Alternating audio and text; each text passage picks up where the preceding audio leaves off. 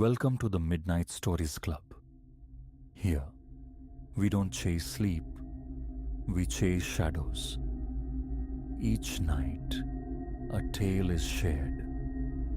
Each tale darker than the last. Sit back. Light fades. The stories begin.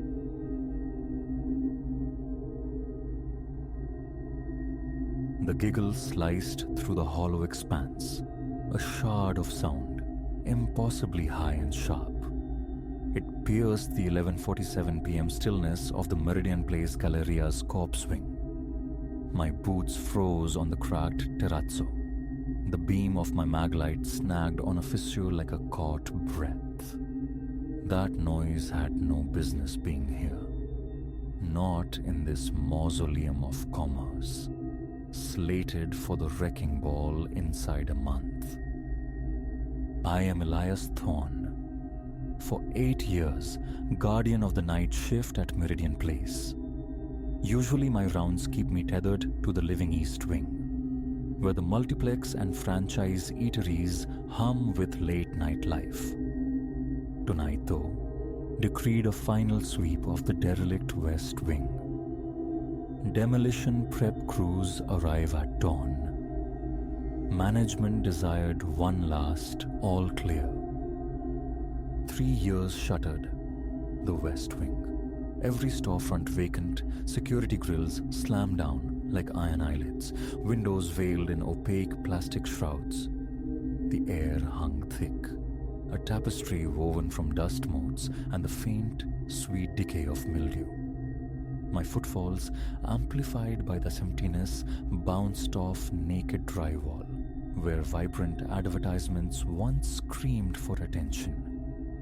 Only the emergency lamps bled their weak crimson onto the scene, painting everything in hues of dried blood. There it was again, feminine laughter, undeniably real, spilling from within ephemeral threads, a defunct fashion boutique perhaps 30 feet distant. A prickle danced across my scalp. The fine hairs on my forearms lifted in salute. There was a wrongness to that sound, too vivid, too present for this architectural carcass. I've encountered intruders, kids chasing viral fame, the destitute seeking refuge. But the West Wing? Sealed tighter than a drum for months, every access point chained, padlocked. I'd verified them myself when my shift began. My light traced the boutique's darkened frontage. The security gate remained lowered, its heavy steel links forming an impenetrable lattice. The display windows, swaddled in their black plastic, showed no breach, the tape holding firm at every edge. Impassable. A third laugh, nearer this time. My mouth turned to parchment. A film of sweat bloomed on my brow, incongruous in the chill air. One step forward, then another, the rubber soles of my boots protesting softly against the polished decay. Security! My voice, blessedly steady, echoed unnaturally. This area is off limits. Show yourself, hands clearly visible. The laughter ceased. Silence crashed back in, absolute save for the frantic thrumming beneath my ribs. I crept closer, my gaze sweeping the storefront, searching for any hint of violation. The gate, solid, the plastic sheeting, undisturbed. Yet, as I neared, the void behind those windows seemed deeper. An abyss mimicking darkness. A grating noise scraped from within the store's depths, the drag of something substantial across the floor. Then, footsteps, measured, unhurried, approaching the barrier. My hand instinctively sought the radio clip to my belt, but a wave of self-consciousness stayed the motion. Report what exactly? Giggles in a hermetically sealed shop? the break room mockery would be relentless. The footsteps halted directly opposite me, on the other side of the steel mesh. I angled my flashlight higher, attempting to penetrate the small apertures between the links. Final warning, I stated. Identify yourself now. A soft thud against the gate jolted me back a step, followed by another and another, like fingertips drumming, one by one, against the cold metal. The laughter resumed, transformed. No longer sharp, but low, thick, gurgling. Wrong. Utterly wrong. I retreated, fumbling now for the radio. Static hissed as I depressed the transmit button. Dispatch, Thorn reporting. West Wing. Possible. Possible. What? The word died on my tongue. The tapping traversed the gate. A slow journey left to right. Then came a sound like fingernails, impossibly long, scoring the metal. A visceral skitter traced its path down my spine. Thorn. Say again. The radio crackled, tinny and distant. Signal breaking up. Behind the gate, the black plastic sheeting began to warp, pushing outward, just slightly at first, as if under gentle pressure from within. Requesting immediate backup, West Wing, I forced out. Repeat, immediate backup. More static erupted, then dead air. My radio was useless. The bulge in the plastic intensified. The tapping ceased. A wet, slithering sound replaced it. My flashlight beam trembled, mirroring the tremor in my hand. Elias. The voice was barely audible, a sibilant, damp whisper that somehow carried perfectly through the steel. My name. My knees weakened. How? My name tag. A frantic corner of my mind supplied, offering zero solace as I watched the plastic membrane stretch further, distorting into an impossible contour, the suggestion of a face pressing through. Features swam into vague relief, indentations for eyes, a nasal ridge, a mouth stretched impossibly wide in a rictus grin. The black material thinned under the strain, becoming almost translucent. I turned and ran. My boots hammered the terrazzo, a frantic tattoo against the silence. The laughter pursued me, ricocheting off bare walls, seemingly omnipresent. Emergency lights painted my escape route in frantic strokes of red. I careened around a corner, slammed hard into a forgotten planter bench. Pain flared in my hip. My flashlight spun from my grasp, its beam cartwheeling wildly before extinguishing. Cursing, I scrambled upright. The laughter was closer now, accompanied by footsteps, running footsteps, unnervingly swift, gaining on me from behind. The exit door beckoned at the corridor's end, its sign a burning ruby promise in the gloom. 50 feet. Achievable. Something glacial brushed the back of my neck, like fingers, but wrong. Too long. Too cold. I surged forward with a primal burst of speed I didn't know I possessed. The exit loomed. 30 feet. 20. 10. I crashed against the panic bar with both hands, bursting out into the relative warmth and sanity of the night air. I didn't cease running until I reached the security hub in the East Wing, slamming the door, bolting it, and collapsing into the worn office chair. The graveyard shift supervisor found me there 20 minutes later, still vibrating with adrenaline. I mumbled something about trespassers, a chase, scaring them off. He logged it without comment, told me to ride out the rest of my shift in the office. I tendered my resignation the next morning, landed a new position within the week, daytime security at a downtown bank. Predictable hours, better compensation, no spectral wings to haunt. The demolition crew commenced work on the West Wing as planned.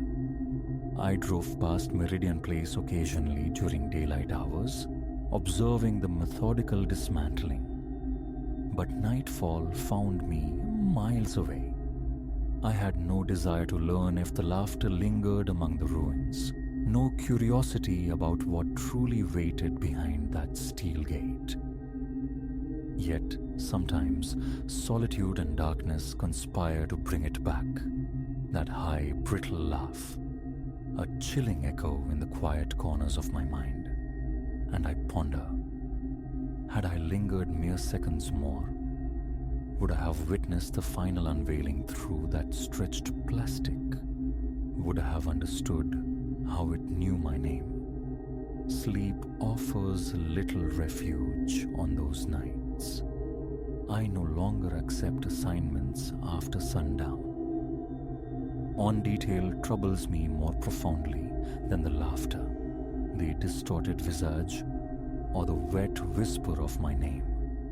When I returned the following morning to submit my notice, I took one last daytime look at the West Wing entrance. Everything appeared normal. Gate intact, plastic undisturbed, except there, on the steel links, 5 distinct scars marred the surface, spaced like skeletal fingers where something had scraped across the metal. The steel itself looked dissolved, eaten away as if by some virulent acid. And beside them, etched in the same corrosive script, "So long, Elias." I walked out of Meridian Place and forced myself never to glance back. But occasionally, passing darkened storefronts late at night, my pace quickens involuntarily, and I never ever pause if I hear laughter emanating from behind locked doors. They raised the West Wing last year, erected a multi-level parking garage on its footprint. I refuse to park there. I avoid driving past after dark, because rumor has it, late at night, people still report hearing laughter echoing from the concrete structure. High, sharp laughter that cuts the night like a razor. And sometimes, they claim, if you listen intently, you can hear it murmuring names. Names it recalls. Names it awaits. I changed employment again last month, relocated to a different city, a clean slate where my name holds no history. Still, the locks get checked twice nightly. The bedside lamp remains illuminated. Cold sweat still wakes me from dreams filled with manic giggling. Because I carry a certainty acquired that night, a truth that irrevocably alters one's perception of reality. Not all voids are empty, not all barriers hold, and sometimes the entities that chuckle in the shadows already know your name. They know, and they possess infinite patience, so very patient. I commit this account now, a desperate warning. If your duties place you alone in desolate spaces after dark, be it security, maintenance, anything, heed this. Should you hear laughter where none should exist, do not seek its source. Do not announce your presence. Do not cast your light toward the sound. Flee. Run without hesitation and resist the urge to look behind you. Because should you glimpse what follows, it latches on, becoming a permanent shadow. I know, I feel it still, intermittently, that glacial touch upon my neck, my name sighed in that sodden, unnatural voice, the cadence of footfalls just behind me when I traverse deserted streets at night. Drawing nearer, always drawing nearer. The therapists diagnose paranoia, a psychological fracture from that night, the product of stress and isolation playing tricks. But they never saw the acid-etched marks on that gate. They never heard their own name whispered from the oppressive dark. I'm packing again. Another city beckons next week. Another attempt at anonymity. It feels futile, because sometimes, late when the house settles into profound quiet and darkness reigns, I hear it. That familiar, brittle chime of laughter drifting up the stairwell. Footfalls, heavy and deliberate, ascending. Time to move again. But the weariness, it settles deep in the bones. So weary of running. The preceding text was recovered from a laptop found in an otherwise empty apartment in Portland, Oregon. The tenant, identified as Elias Thorne, formerly employed as a security guard at the Meridian Place Galleria, has been missing for 3 months. His current location remains unknown.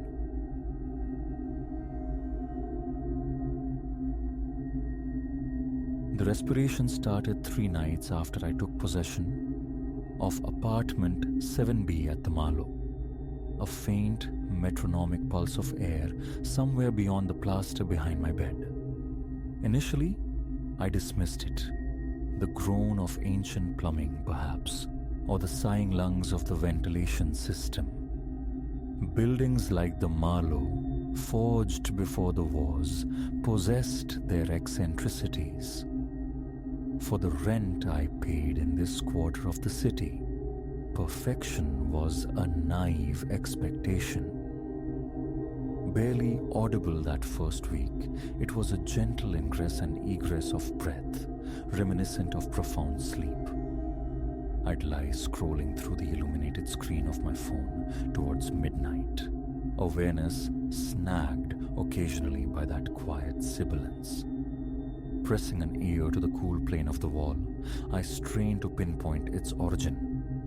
The adjacent unit. The sound ebbed and flowed against my skin, a phantom tide on a distant shore. Just the neighbor, I'd murmur, recoiling, turning up my phone's volume to obliterate the whisper. These old partitions were porous membranes. But the second week ushered in a change. The breathing deepened, sharpened, acquired texture, and it moved. No longer anchored to one spot, it seemed to glide along the wall's interior, an inch here, an inch there, night after methodical night. I began charting its nocturnal journey with faint pencil marks, tiny notations where the sound last nested before sleep claimed me. Each dawn revealed a migration, a few inches closer to where my head rested. The management office offered little solace. Ms. Albright, crisp and efficient, met my concerns with a placid smile and a dismissive headshake. Mr. Petrov in 7A is the soul of discretion, she stated, her pen tapping a rhythm against a sheaf of documents. Not a whisper of trouble in 3 years. Are you quite certain, Mr.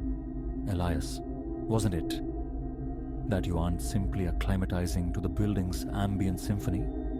Unconvinced, that evening I rapped softly on 7As. Mr. Petrov, a diminutive man in his 60s, peered out through spectacles perched on his nose, a cardigan draped over his slight frame. His apartment, a mirror image of mine, felt inhabited, warm, smelling faintly of stewed fruit and lined with generations captured in silver frames. A breathing? He furrowed his brow. No. Earplugs, you see. My dear wife. He chuckled, nodding towards an elderly woman asleep in an armchair. She orchestrates quite the nocturnal symphony. He smiled kindly. Usually tucked in by 9 myself. Could it be the floor below? The following day, I tried the resident of 6B, Anya, a young woman whose shadowed eyes echoed my own growing fatigue, answered. She worked nights, she explained wearily, shaking her head before I'd fully articulated my unease. Never here then, she sighed. Hospital shifts. The respiration persisted in its slow, deliberate traverse. By the 3rd week, it had journeyed from behind the headboard to settle directly beside my pillow. Sleep became a refugee, sought on the living room sofa. Yet even there, separated by the length of the apartment, I heard it. Inhale, exhale, a relentless cadence that seemed to permeate the very air, tracking me. Documentation became obsession. Phone recordings yielded only static-laced ambiguity. Photographs revealed nothing but flat, impassive plaster. I procured an infrared thermometer from my workplace, scanning the wall for thermal anomalies. Cold pockets? Nothing. The temperature held unnervingly constant. One night, sleep a distant country, I flattened my palm against the wall, where the sound felt most present. A subtle vibration pulsed against my skin. With each exhalation, warmth. I swore I felt warmth radiating through the plaster's cool facade. I snatched my hand back, heart hammering against my ribs like a trapped bird. The breathing seemed to falter, hold its breath for a beat, then resume, infinitesimally quicker. I descended into the building's history. The Marlowe, erected 1928, cosmetic surgery in the 70s, a more thorough overhaul 2 decades later. No recorded fatalities within 7B's walls, no spectral tenants, no vanishings to lend narrative to the phenomenon. Hours spent hunched over microfilm at the Historical Society yielded only mundane transgressions. Building code violations from a bygone era. This absence of explanation gnawed worse than any ghost story. A documented haunting, a name, a reason that I could perhaps confront. This amorphous, sourceless presence, it was unraveling me. Late nights became my refuge, smoky bars my sanctuary. Work suffered. The dark circles under my eyes deepened, mirroring Anya's from the floor below. Looking spectral, Elias, my colleague Sam observed over lukewarm coffee. New place treating you all right? The urge to spill everything, the sheer madness of it, warred with the certainty of disbelief. I managed a shrug, just settling in. Old bones, you know. But I wasn't settling. I was freeing. The breathing had shifted once more, now seeming to emanate from the space directly above my pillow. Sleep, when it came, was shallow, fraught. The sound pierced through earplugs mocked the white noise machine's artificial gale. It had acquired a wetness, a thick, congested quality. I existed in 2-hour increments of consciousness, terrified of succumbing to deeper oblivion. Acoustic foam panels lined the wall, a futile gesture. They seemed only to funnel the sound, amplify its intimacy. I reversed my sleeping position, head at the footboard. The breathing followed, always hovering near my ear. The fracture point arrived a month after the first whisper. I surfaced into consciousness at 3 Somond a.m., finding myself pressed hard against the wall, ear flush to the plaster as if drawn there by some somnambulistic compulsion. The breathing was there. So immediate, so present.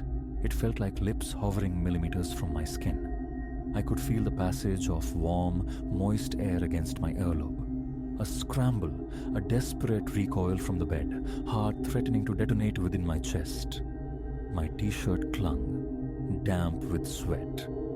My legs trembled violently as I retreated. The sound tracked my movement across the small room. And then, something new curdled beneath a steady respiration.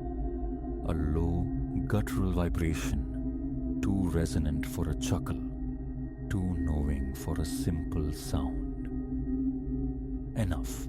Laptop, phone, a handful of clothes crammed into a backpack.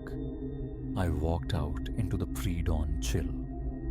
A 24-hour diner became my haven, fueled by bitter coffee, illuminated by the glow of my screen, searching for immediate vacancies. When Ms. Albright unlocked the rental office at 9, I was waiting. I have to break the lease, I stated, the keys skittering across her polished desk. The penalty? I'll pay it. She began the expected protests, the recitation of contractual obligations, but something in my expression, the wildness in my eyes perhaps, the tremor in my hands, arrested her words. A sigh. She produced a form. Complete this, she instructed softly.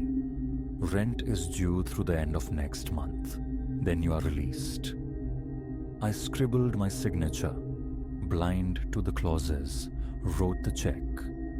The shaking in my hands subsided as I walked away.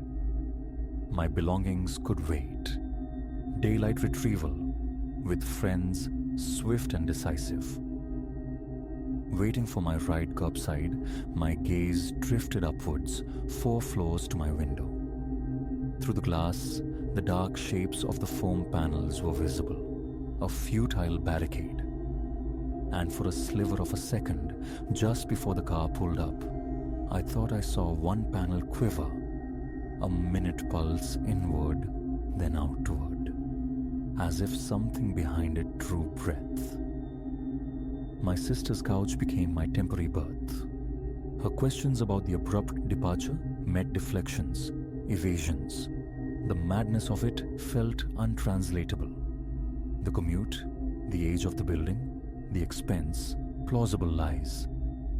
2 months later, a new apartment materialized, modern, anonymous, in a different sprawl of the city. The walls here are thin in their own way. I hear the muffled dramas of neighbors, televisions murmuring, arguments flaring, the mundane soundtrack of lives lived concurrently. Sometimes, lying awake, I listen to these normal human noises, profoundly grateful for their ordinary clarity. I never returned to Unit 7B. Movers were dispatched with instructions: retrieve what fits, abandon the rest. Occasionally, the thought surfaces, the next tenant. Have they heard it? That soft, insistent respiration migrating through the plaster like something sentient? Are they awake now, charting its slow encroachment, feeling it draw nearer with each passing night? I push the thought away. Focus on the now, the solid walls, the predictable hum of the refrigerator. Sleep returns tentatively. Still, my bed remains inches from the wall. A buffer zone, just in case. The infrared thermometer is the sole artifact from that time. It resides in a desk drawer, dormant. Late at night, the temptation sometimes arises to take it out, to test the temperature of these new, presumably benign walls. I resist. Some measurements are best left untaken, some phenomena unprobed. I drove past the Marlowe once, 6 months after my escape, a cold Sunday morning. It stood unchanged, russet brick, white trim, iron fire escapes etching black zigzags against the facade. Counting windows, I located 7B. Lights glowed behind drawn curtains. I lingered, contemplating a warning, a knock on the door. But the words wouldn't form. How to voice the unvoiceable without sounding unhinged? I drove on, leaving the building and its respiration behind me. Yet sometimes, in the liminal space between wakefulness and sleep, when the world stills, I find myself listening, not for anything tangible, just listening, waiting. In those moments, I must consciously affirm that the soft cadence is my own breath, nothing more. That the walls enclosing me are merely walls, inert and silent. That whatever resided within the plaster of 7B remains distant. This is the narrative I cling to, the belief necessary for sleep, for function, for forward motion. But rarely, when the apartment is utterly quiet, utterly still, I find myself turning, pressing an ear against the cool drywall. Just to be certain, just to confirm the only breathing is mine. So far, it always has been. So far.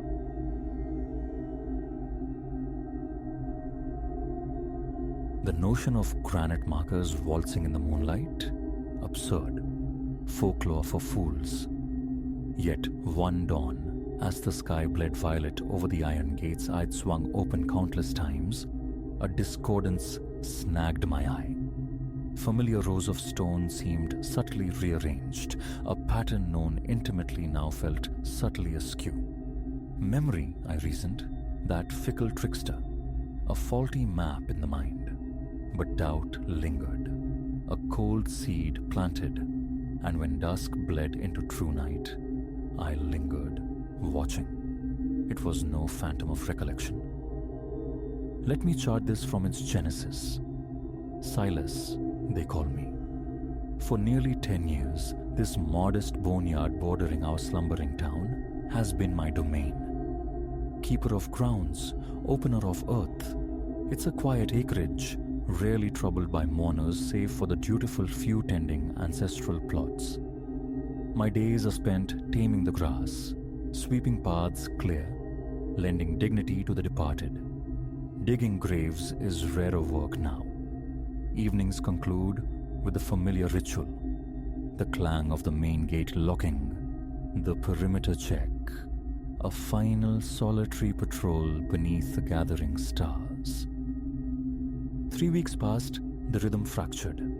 I was raking fallen leaves near the western boundary, where time gnaws deepest on the oldest markers, their epitaphs dissolving into weathered stone. A casual survey, ensuring order, then a prickle of wrongness. The spacing felt altered, minutely perhaps mere inches adrift, but these sentinels are landmarks etched onto my daily canvas. I know the precise breadth between each stone and the tree line. Yet, I banished the thought, memory's failing light, and bent back to my task. The unease a stone in my gut. That evening, my final circuit concluded beside those ancient graves. The flashlight's beam sliced the darkness, dancing across the granite faces, while a chill wind whispered through the yews. Nothing seemed amiss. I secured the gates, chiding myself for chasing shadows. But morning brought tangible proof, raw scrapes marring the damp earth beside 2 of the suspect stones. Gouges, like heavy furniture dragged across yielding soil. Crouching low, I examined the disturbed ground. No boot prints, no detritus of vandals, only these inexplicable scars. From then on, vigilance became my creed. Each dawn, an inventory. Each dusk a cross-check. I began carrying a dog-eared notebook, sketching crude layouts, noting the posture and place of every marker in the contested zone. Within a week, denial crumbled. 4, perhaps 5 stones were undeniably migrating, not dramatically but with unsettling deliberation. Inches sidled left one night, others tilted or crept forward the next. By the fortnight's end, the phenomenon had infected neighboring stones, coalescing into a disquieting huddle. The only recourse was to witness it firsthand. An overnight vigil. Armed with a thermos of bitter coffee, a folding canvas chair, and my torch, I secreted myself within the dilapidated tool shed near the back fence. Its single grimy window offered a vantage point onto the elder graves.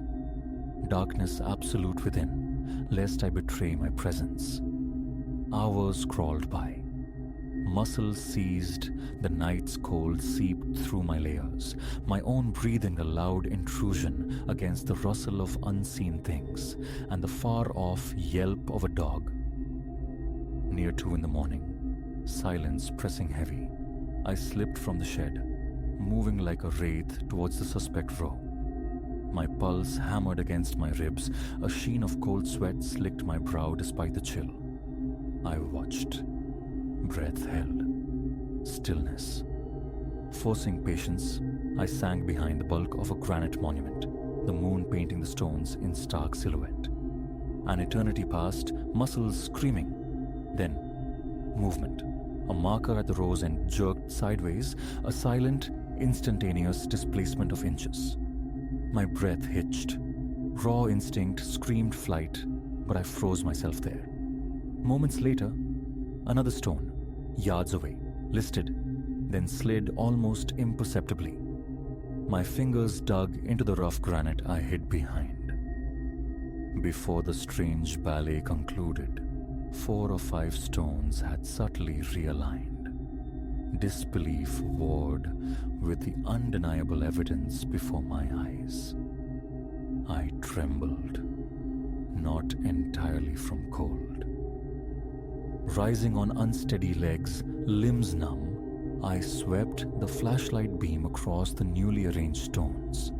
Their configuration differed starkly from hours before, irrefutable. The following morning, fortified by daylight, I translated my frantic notes into a coherent map, overlaying the night's changes onto previous sketches. A pattern emerged, stark and geometric, an undeniable vector aimed towards the far corner, dominated by the brooding mass of an old granite mausoleum. I inspected it. The heavy wrought iron gate remained securely locked. The surrounding earth seemed undisturbed, until I rounded the structure's rear. There, a patch of soil, conspicuously loose, darker, fresher than the packed earth around it. Subsequent nights saw the strange choreography continue. I documented each shift meticulously. The stones weren't just moving, they were composing something.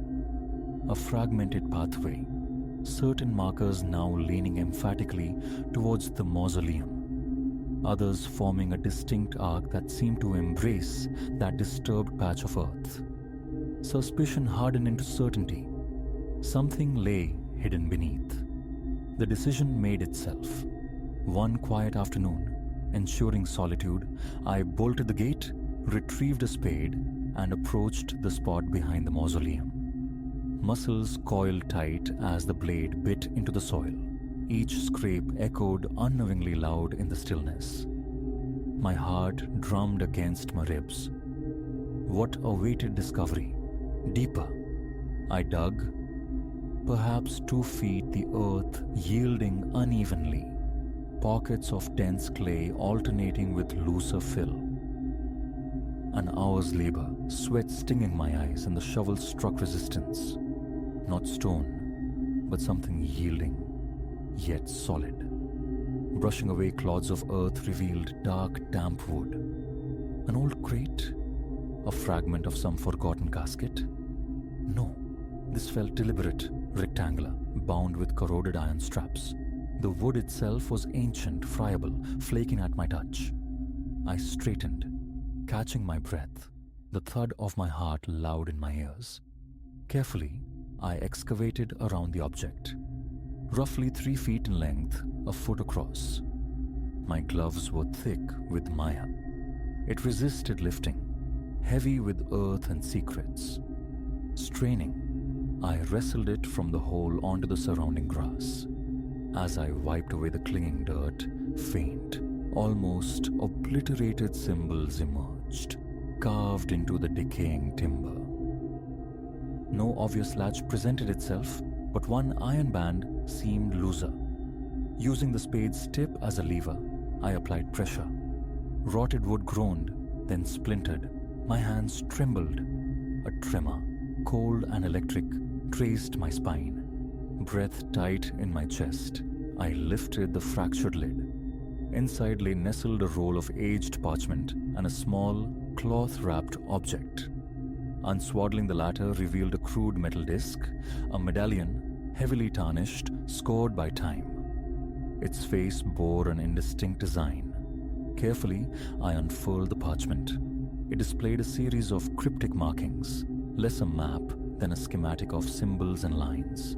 Some contours seemed to vaguely echo the town's geography, or so I surmised. No recognizable language, only alien glyphs and a stark drawing. A hillock, crowned with a specific sigil. An ancient directive? A pointer towards further secrets entombed? Filth-caked hands, sweat cooling on my skin. I knelt beside the unearthed secrets. A sudden rustle from the main path. I froze, adrenaline a jolt to my system. Discovery now would be disastrous. How to explain this desecration? Mind racing, I slammed the lid shut, thrust the parchment and medallion deep into my jacket, and hastily shoved the box out of sight. Frantically, I backfilled the hole, tamping the earth, attempting to erase my intrusion. The box I concealed behind the mausoleum's coldstone flank. Darting to the front, leaning the shovel casually against the wall, I watched a maintenance truck rumble past on the road beyond the gates. It didn't stop. My hands still shook, but a conviction settled. The stones, the silent shifting stones, had led me here. In stolen moments over the ensuing days, I pored over the parchment's enigmas. The medallion resisted interpretation until, cleaned gently, its grime yielded to reveal an etched sigil. A perfect circle nested within an equilateral triangle. Holding the cool metal felt strangely significant. The connection, shifting stones, buried box, cryptic guides seemed undeniable. Yet its meaning remained shrouded. I attempted, once, to broach the subject with a part-time helper, showing him my sketches of the dance in stones. His baffled stare, the hesitant query about my well-being, silenced me. Madness. That's how it sounded.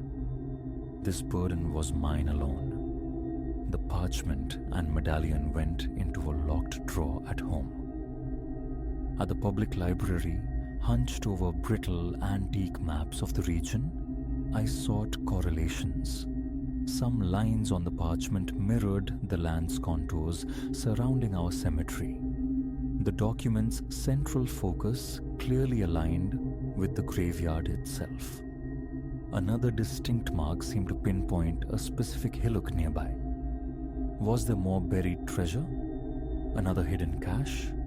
The thought spurred a nervous energy, a compulsion warring with deep unease. One evening, armed with my torch, I trekked to the hill designated on the old survey.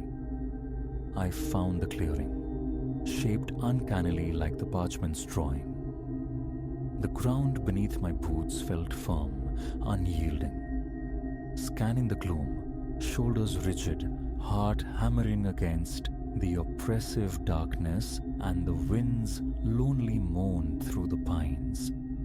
I found no sign, no disturbance, no clue. Returning to the cemetery, mind a whirlwind of speculation, I found the stones rearranged once more. A new configuration, aligning now with the main path. My flashlight beam picked out the familiar signature of fresh drag marks in the dew-dampened earth.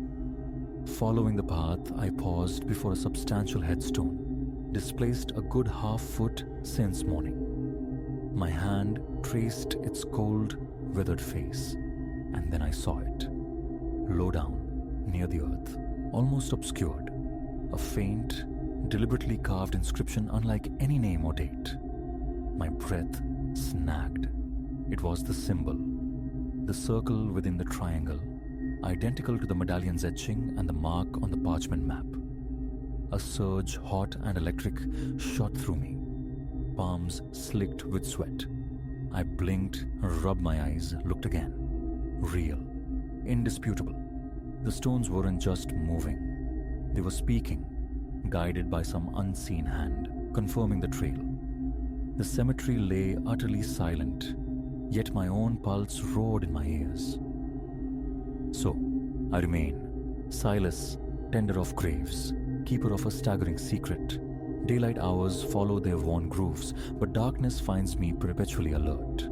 Acceptance has settled, uneasy as it is. The headstones migrate. Why or how remains beyond me. Yet I witness it, feel a tremor of their passage. Each subtle realignment feels like another step dictated on an ancient path, drawing me towards a truth interred for ages. The box behind the mausoleum, the cryptic parchment, the sigil-bearing medallion, fragments of a narrative far larger than my solitary existence. Walking away is no longer an option. My torch, spade, and the map reside in my truck now, companions in waiting. Waiting for the pattern to fully resolve, to indicate the next patch of earth demanding violation. Every glance towards the older stones raises the hairs on my neck, quickens my blood. I scan the ground for fresh scars, questioning my senses even as I trust the evidence. Granite does not simply wander, yet it does, and its journey is incomplete. These stones, these silent couriers, are guiding me towards something profound, something that refuses to stay buried. I've made a strange peace with that. The final piece of this terrestrial puzzle is yet to slide into place. Tomorrow, at dawn, I will measure their nocturnal travels, chart the evolving geometry. Where this pilgrimage ends, I cannot guess. But I know the stones have more to impart, and I will be here, watching, until the message is fully revealed.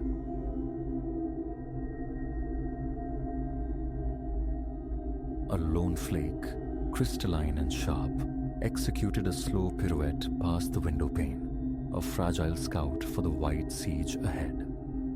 Its descent into the deepening twilight cinched a cold red around my ribs. What had commenced as a sanctuary, a familial reconnection nestled in timber and stone, felt poised on the precipice of something altogether more menacing. 3 days prior, we'd crunched up the gravel path to this timbered refuge. Clara, my wife, our adolescent offspring, Leo and Maya, and myself. The meteorologists had whispered of snow, a mere sugar coating for the peaks, nothing to disrupt our planned hibernation of togetherness. Provisions laid in, cocoa, kindling, stacks of forgotten novels. We anticipated a truce with the frantic pace of life, a week dedicated to mending the small tears wrought by diverging paths and the volatile weather systems of teenage moods. And peace we found, initially. Sun-drenched hikes through frosted woods, clumsy snow effigies taking shape under mittened hands, evenings woven from firelight and shared histories whispered into the flickering warmth. A fragile mending seemed underway. Stitching closed the gaps. But the third dawn bled grey. Clouds gathered like bruises on the horizon, the wind finding its voice. First a sigh, then a snarl around the cabin's sturdy bones. By afternoon, the heavens unstitched themselves, releasing thick, swirling flakes in a hypnotic vortex. Our initial delight, a winter canvas, curdled into apprehension as the deluge refused to relent, blanketing the world in relentless, accumulating silence. Elias, Clara murmured, her breath clouding the window pane as she gazed at the deepening drifts. Perhaps the town.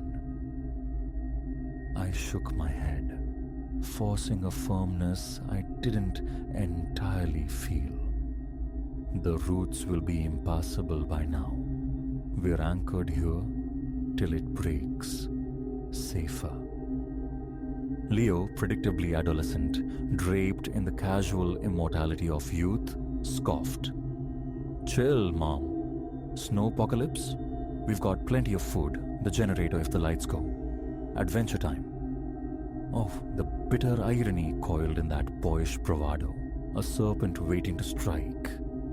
If only foresight were as common as snowfall in that moment. Night long, the tempest shrieked its fury, rattling the panes like skeletal fingers demanding entry. Morning unveiled a monochrome oblivion. Snow, sculpted by wind into colossal alien dunes, suffocated the landscape, burying our world, erasing paths and possibilities. The car? A mere rumor beneath an alabaster shroud in the driveway's depression. Maya's gasp fogged the glass beside me. Holy, she whispered, the word dissolving unfinished. My voice, counterfeiting calm, sliced through the stunned silence. Well, looks like we're snowbound a while. Good thing we planned ahead, eh? Clara offered a brittle nod, her eyes mirroring the frozen vista outside, vast and indifferent. Exactly. Just a few cozy days inside. The plows will come. We retreated inwards, seeking refuge in routine. Board games became battlegrounds, books silent escapes. Meals shrunk, meticulously measured under the kitchen's bare bulb as the hours bled into an indistinguishable grey continuum. Then, day 2 of our entombment. Darkness swallowed the light. The generator sputtered to life, a mechanical heartbeat we dared not overuse, hoarding its precious fuel. A biting chill infiltrated the cabin's defenses, stealing warmth, painting our breath white in the air between us. Rations dwindled with alarming speed, each spoonful a stark calculation against an unknown duration. Proximity, the very closeness we'd sought, began to breed friction. The cabin, once a sanctuary, felt like a shrinking cage. Leo and Maya, their initial thrill long extinguished, snarled over trifles, the last biscuit, the chore of hauling firewood. Clara retreated behind a wall of silence, her gaze lost for hours in the endless, numbing white outside the window. I found her weeping once in the cramped bathroom, a soundless grief she wouldn't let me touch, pushing my comforting hand away. The mantle of protector of the one with answers felt impossibly heavy. my own certainty eroding with each passing, rescueless day. I was failing them. Day 5 dawned in shades of pewter. Silence reigned, thick and cold, amplifying the frantic beat of my own heart. Drawn by an instinct for inventory, a need to quantify our dwindling hope, I moved towards the kitchen. A faint scratch snagged my attention. From the threshold, rescue? Adrenaline surged, a treacherous wave of hope. Heart hammering, I wrestled the heavy latch. Open. Not salvation, but a sheer cliff of compacted snow, sealing us in as effectively as a tombstone. A curse escaped me, low and guttural. The sound stirred the sleepers. Dad? Leo, emerging from his cocoon of blankets, blinking in the gloom. What is it? Nothing, I lied, pasting on a smile that felt grotesque. Just checking things. Go back to sleep. But his gaze slid past me, locking onto the pantry I'd left ajar in my haste. His face went slack, color draining away.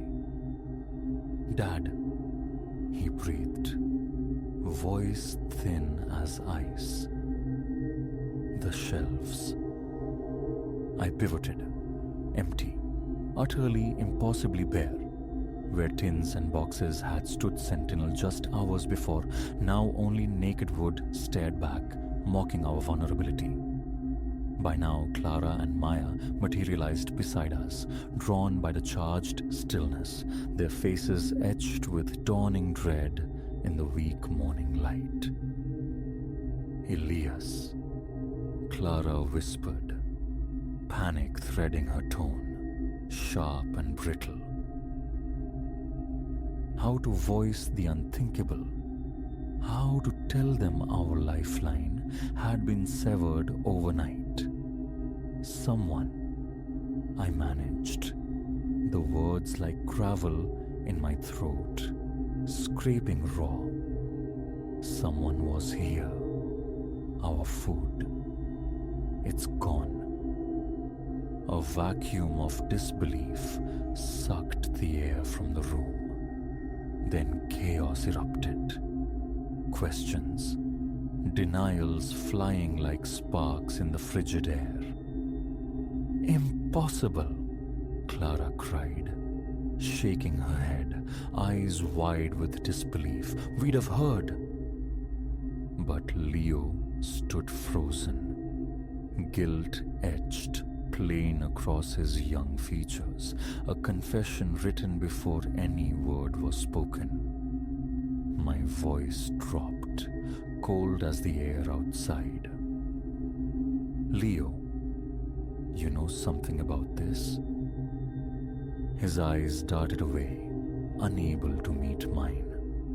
I maybe took a bit more last night. I was starving and... A bit more?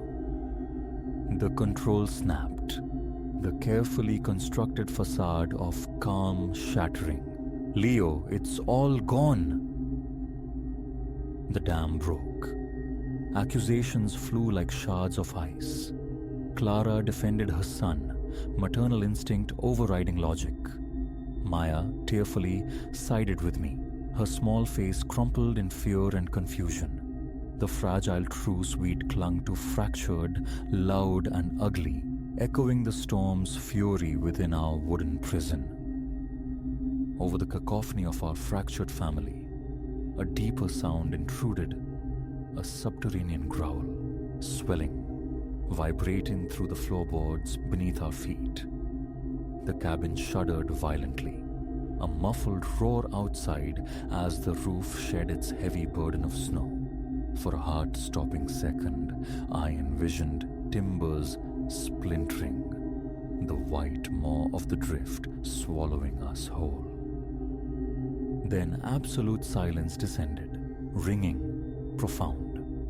Trembling, we crept to the windows, drawn by a morbid curiosity.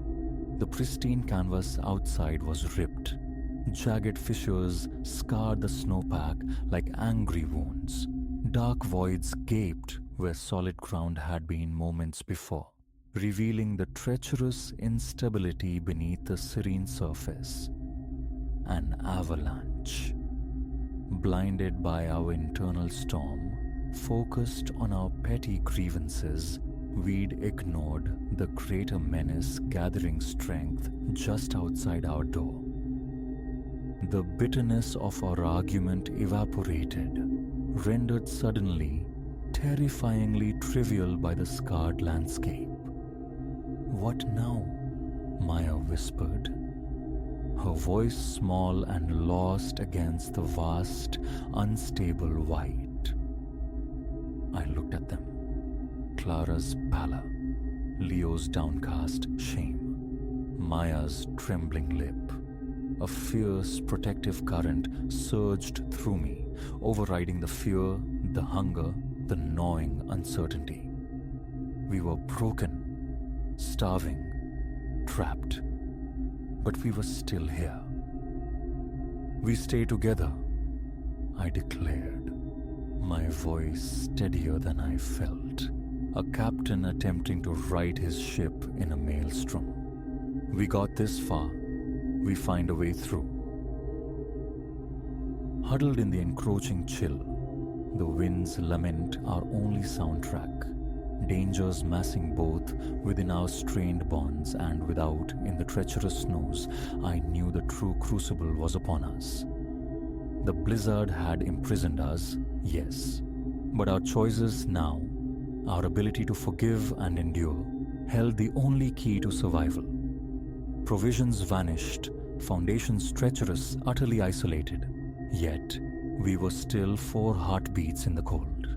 And that, I swore fiercely to the howling void, would have to suffice. It must.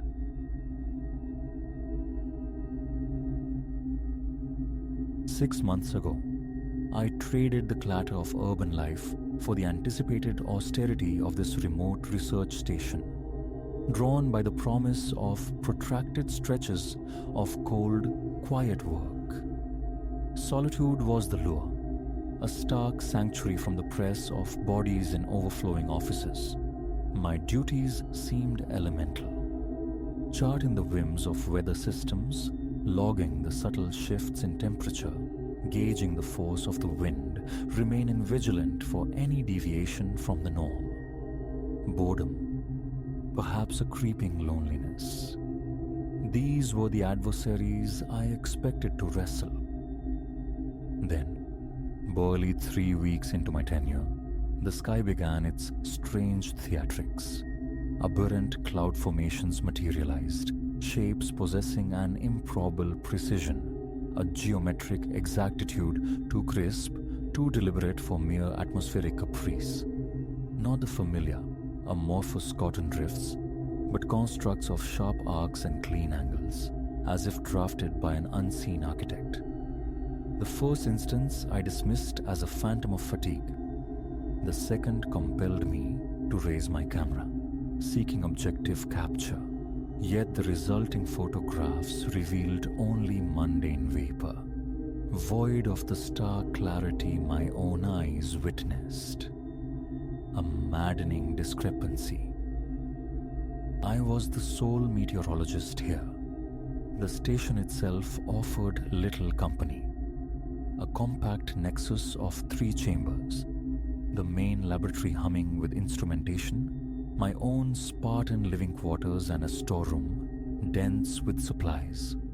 Beyond its walls lay a small fenced enclosure, protecting weather equipment from the curiosity of Arctic fauna. No other soul existed for miles to validate or refute the burgeoning unease in my perception. Only the disembodied voice during the weekly radio check-in with headquarters broke the silence, requesting the usual litany of figures. Thermal readings, wind vectors, barometric pressures, utterly routine. Once I attempted to articulate the celestial anomalies, the impossible geometries unfolding above, but their response was a gentle dismissal. Stay alert, keep recording. Boredom. They likely surmised, or perhaps a mind starved for stimulation playing tricks. I ceased mentioning the visions. My days settled into a rhythm dictated by observation. Each dawn and dusk found me outside, logging cloud cover, humidity levels, the weight of the air. One crystalline morning, the spectacle intensified. 6 distinct, immaculate semicircles stretched across the vault of the sky, evenly spaced like arcs on some colossal, invisible blueprint.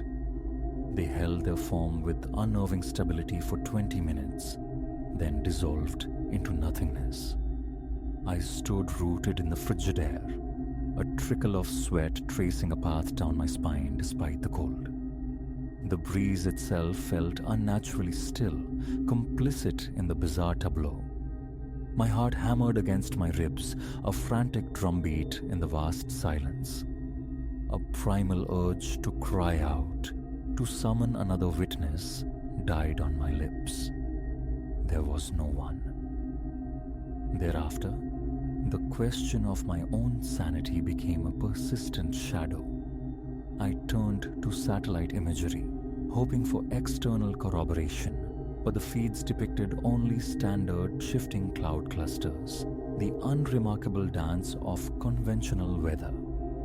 This stark gulf between direct perception and recorded data became a locus of profound disquiet. I'd find myself staring at the monitor, rubbing tired eyes, grappling with the terrifying possibility that my grasp on reality was loosening, my throat tightening with unspoken fear. Days bled into weeks, each cycle bringing fresh, more intricate aerial displays. Sometimes triangles materialized, arrayed in faultless rows. Other times, concentric circles spun into being, nested within each other like cosmic targets. Once I perceived forms resembling characters, glyphs from an alphabet I couldn't decipher. The sheer unnaturalness of the angles, the crispness of the lines, defied meteorological explanation. My logbook filled with sketches, my best attempts to replicate the phenomena. Later, reviewing these drawings, a shudder would trace its way up my spine. The proportions felt too perfect, too intentional. This was not mere moisture adrift on the currents. Subtle, yet undeniable changes began to manifest within me. Standing sentinel beneath the sky, a strange tingling would suffuse my arms. My mouth would turn arid, swallowing becoming a conscious, difficult act. A knot of apprehension would tighten low in my gut, an instinctive clenching against an unseen threat. The conviction of being watched became a frequent companion, though turning revealed only the empty expanse. The wind, at times, seemed to carry whispers just below the threshold of hearing. A faint, low hum occasionally surfaced, untraceable to any machinery, seemingly emanating from the very heavens. Sleep offered little refuge. Nights became a turbulent landscape of tossing and turning, my mind replaying the day's impossible geometries. Often, I'd jolt awake, drenched in sweat, certain a voice had murmured just outside my window. Rising to investigate invariably revealed only a clear, indifferent night sky. No shapes, no arcs, just the cold scatter of distant stars. I'd stand there, frozen by the threshold, heart pounding, torn between the solace of bed and the anxious vigilance of wakefulness. I clung to routine like a lifeline. The morning ritual of brewing strong coffee, The methodical instrument checks, the logging of data, the short brisk walk around the station's perimeter. Acts of enforced normalcy. Push-ups and sit-ups punctuated the day, a physical counterpoint to the mental strain. Meals were consumed at regular intervals. Yet, the celestial apparitions persisted, eroding my focus. A persistent tremor, like the after effect of too much caffeine, settled into my hands. Simple tasks required concerted effort. Every drifting cloud became a potential harbinger of the next impossible shape, triggering a spike of panic. One afternoon, the sky unveiled a slow, majestic spiral pattern, rotating languidly across the blue canvas. I watched, transfixed. For what felt like an hour, my boots seemingly fused to the frozen ground. A constricting tightness gripped my chest, as if I'd forgotten how to exhale. When the spiral finally fractured, dissolving back into normalcy, I realized my hands were numb with cold, my lips cracked raw from the relentless wind. Stumbling back inside, my legs felt unsteady. The face staring back from the bathroom mirror seemed alien. Eyes bloodshot and weary, the muscles in my neck visibly tense, twitching erratically. That night brought another bout of fractured sleep. Around 2 a.m., drawn to the window, I swore I saw faint lights maneuvering behind the thin cloud layers. They flickered sequentially, a silent, linear procession, pushing the door open for an unobstructed view. The instant I stepped into the biting air, they vanished. The sky resumed its familiar emptiness, yet the atmosphere felt charged, crackling with a strange, static energy. The fine hairs on my arms prickled upright. My throat felt raw, and the low hum returned, insidious, impossible to pinpoint whether it originated from the wind or the workings of my own auditory nerves. The following morning, battling the fog of insomnia with potent coffee, I went to collect the temperature readings. Standing near the instrumentation mast, a subtle tremor vibrated through the soles of my boots. So faint, I initially attributed it to leg weakness, but then it recurred. A distinct, low-frequency vibration, as if something immense stirred deep underground. I forced myself to dismiss it. The seismic logs showed nothing. Imagination, I told myself, or perhaps the station's foundation settling unevenly. Later that day, the clouds orchestrated a grid, flawless squares laid out across the sky, perhaps 10 in formation, side by side. My notepad slipped from my grasp, fluttering to the frosted earth. My heart launched itself against my ribs. Breath came in shallow, rapid gasps. Disbelief warred with the undeniable visual evidence. I stared, willing them to distort, to stretch into familiar, random shapes, but they held their perfect structure for a full 5 minutes. Crouching low, rubbing my eyes fiercely, I looked again. Unchanged. Then, as abruptly as they had formed, they disintegrated into thin, wispy streaks. A wave of nausea washed over me. I had to sit on the station steps, pulse hammering erratically, my hands shaking so violently I could barely retrieve my pen. The suspicion solidified into near certainty. These patterns were not random occurrences. They were signals. From whom or what remained an unnerving mystery. I intensified my documentation, meticulously recording time, temperature, and wind direction for each sighting. Yet the corresponding data remained stubbornly normal. Barometric pressure fluctuated within expected parameters. Wind speeds were typical for the region. No precipitation accompanied the displays. It defied all known atmospheric science. I contacted headquarters again, my voice tight with urgency, detailing the weeks of recurring geometric patterns in the clouds. The voice on the other end offered platitudes, promising to forward my concerns to a senior meteorologist. No follow-up ever came. My inquiry about dispatching a plane or drone for an aerial survey was politely rebuffed. Not a priority. The sense of isolation became profound, absolute. One evening I resolved to witness the entire sunset outdoors.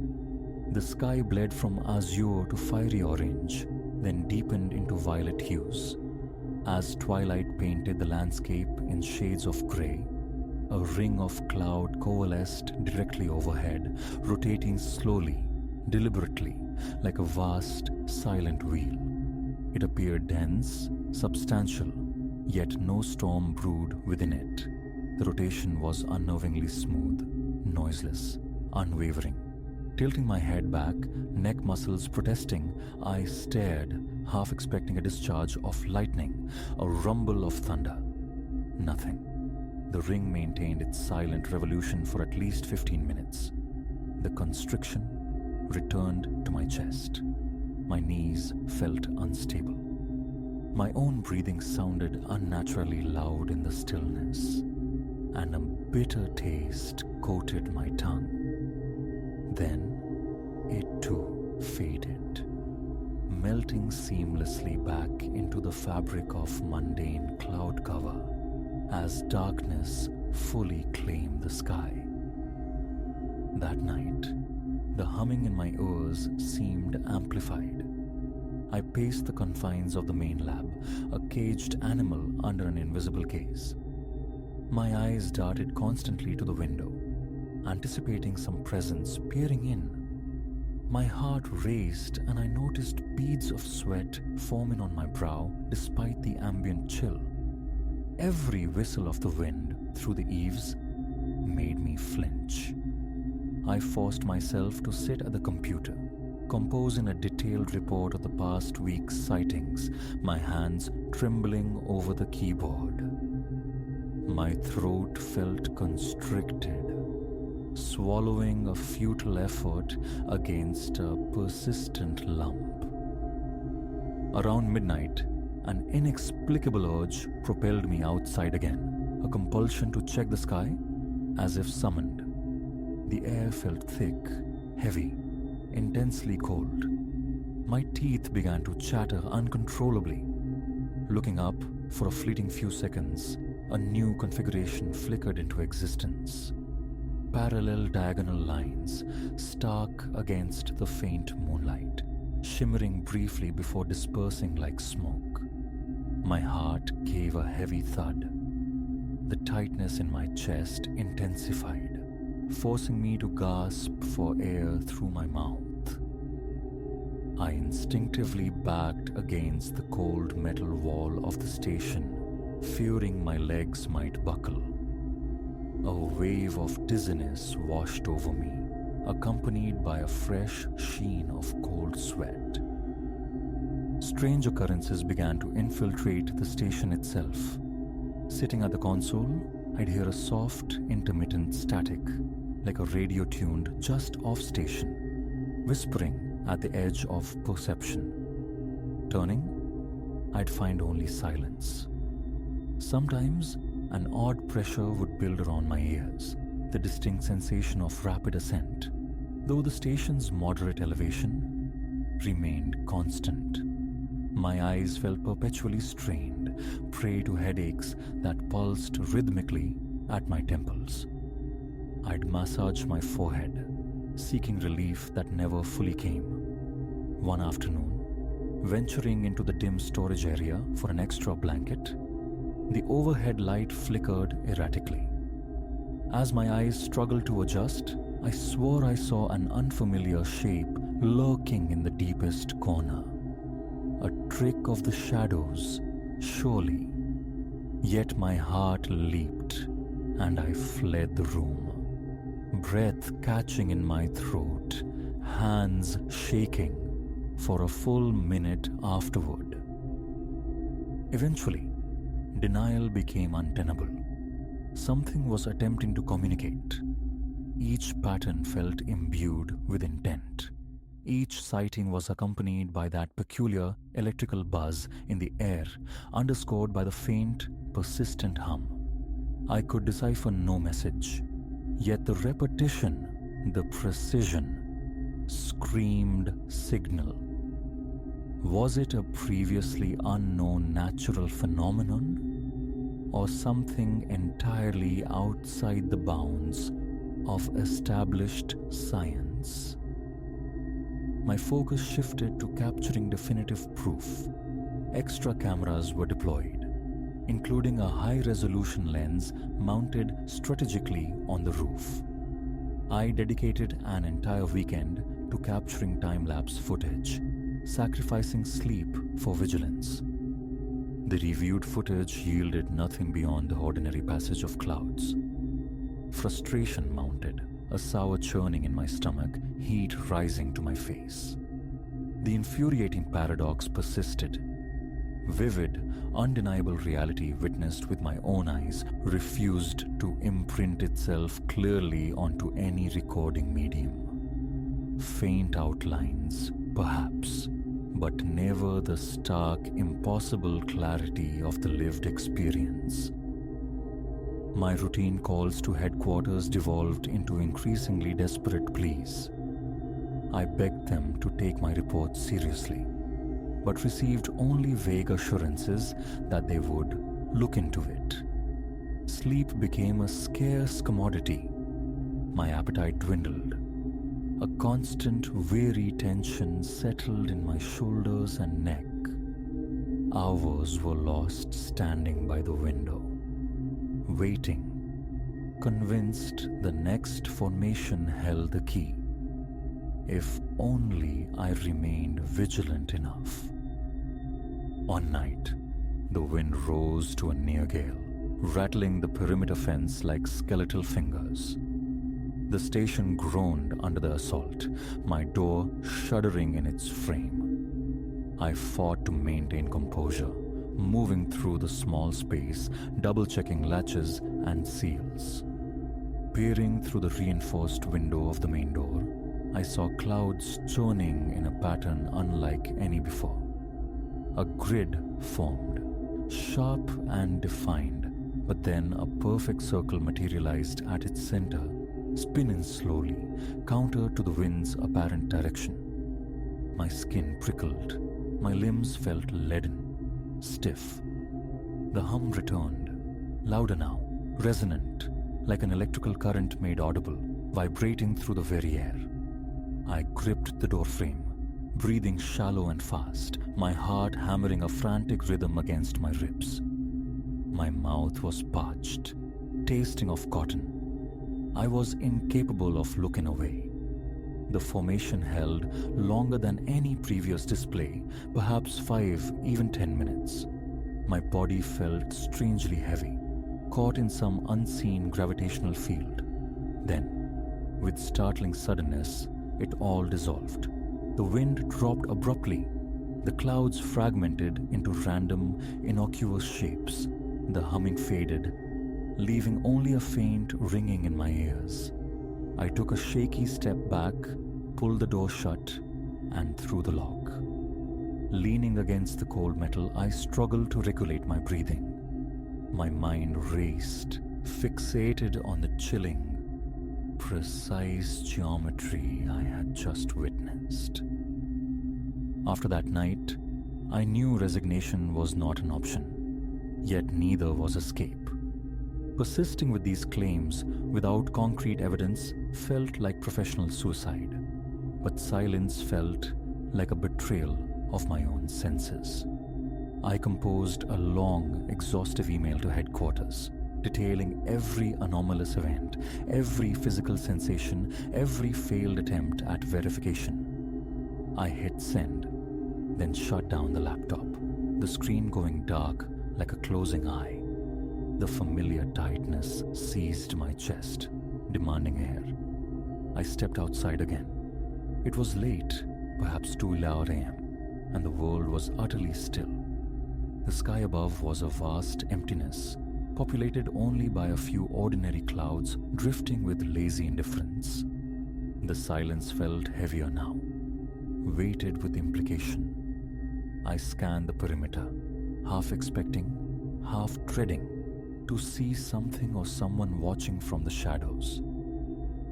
There was nothing but the biting cold and the almost imperceptible sigh of the wind. I resolved to see the assignment through. 2 months remained on my contract. Departure required justification, and impossible cloud formations lacked official standing. No immediate, verifiable danger presented itself, so I adhere to the semblance of routine, logging the sky's strange calligraphy when it appears, checking my instruments, attempting to cultivate a fragile calm. But each time I look up, anticipating those forms, my skin crawls.